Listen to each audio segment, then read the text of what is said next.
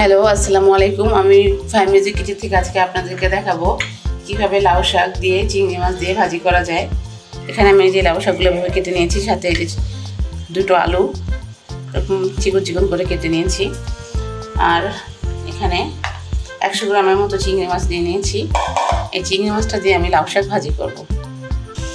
এখানে আমি একটা হাঁড়ি বসিয়ে নিয়েছি, সেখানেই আমি শাকগুলো দিয়ে দিলাম।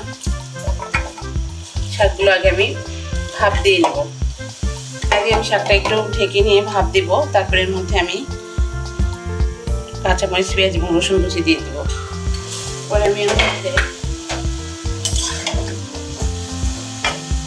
দিয়ে দিব একটু লবণ, পরিমাণ মতো লবণ দিলাম। দিয়ে দেবো এখানে 7-8টা কাঁচামরিচ, রসুন কুচি, পেঁয়াজ কুচি। শাকটা আমার ভাপ দেওয়া হয়ে গেছে, আমি এটা এখন নামিয়ে নিব। নামিয়ে নিয়ে এটা আমি এখন বাগার দিব চিংড়ি মাছ দিয়ে।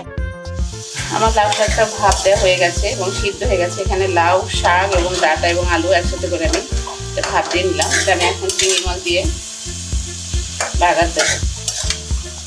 এখানে একটা হাঁড়ি বসিয়ে নিয়েছি বাগারের জন্য। এখানে কিছু তেল দিয়ে দিলাম, 2 টেবিল চামচের মতো তেল দিয়ে দিলাম। তেলটা গরম হয়ে গেছে। যে আমি এখানে চিংড়ি মাছটা দিয়েছিলাম, সেই চিংড়ি মাছটা একটু হলুদ লবণ দিয়ে মাখিয়ে নিয়ে চিংড়ি মাছটাকে ভেজে নিব।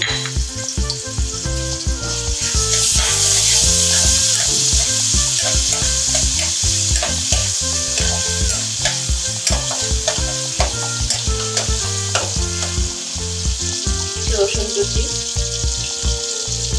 এবং কিছু পেঁয়াজ কুচি,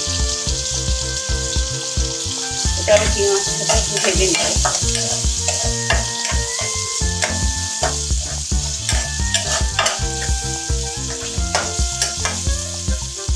চিংড়ি মাছটা ভাজা হয়ে গেছে। এখন এখানে আমি শাকটা দিয়ে দিব।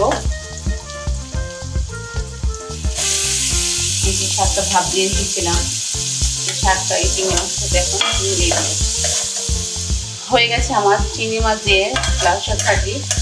এটা আমি এখন চুল থেকে নামিয়ে সার্ভ করব।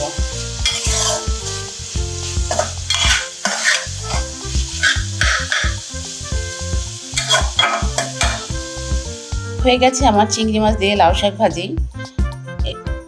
জানি সবাই লাউ শাক ভাজি করতে পারেন, কিন্তু আমি আমারটা আপনাদের সাথে শেয়ার করলাম। যদি আমারটা আপনাদের ভালো লাগে তাহলে এভাবে বাসায় ট্রাই করতে পারেন। এবং যদি আমার রান্না আপনাদের ভালো লাগে তাহলে আমার রান্নার একটা শেয়ার অবশ্যই করে দিবেন এবং আমার চ্যানেলটাকে সাবস্ক্রাইব করে আমার পাশেই থাকবেন। এতক্ষণ আমার সাথে থাকার জন্য আপনাদেরকে অনেক ধন্যবাদ। আসসালামু আলাইকুম।